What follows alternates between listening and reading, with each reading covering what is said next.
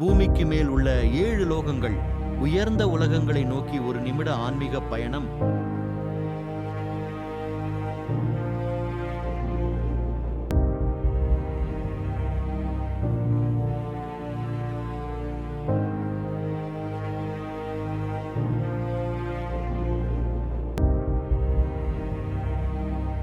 பூலோகம் இது நாம் வாழும் உலகம்.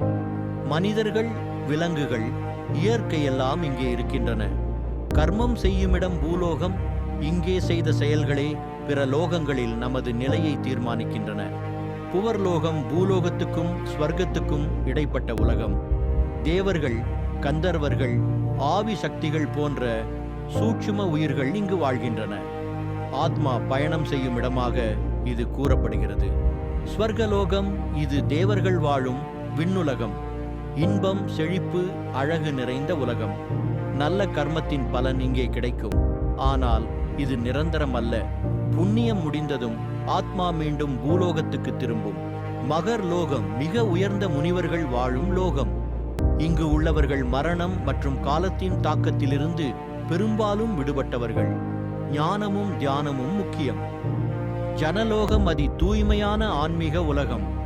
இங்கு வாழும் உயிர்கள் முழு ஞானத்துடன் இருக்கின்றன.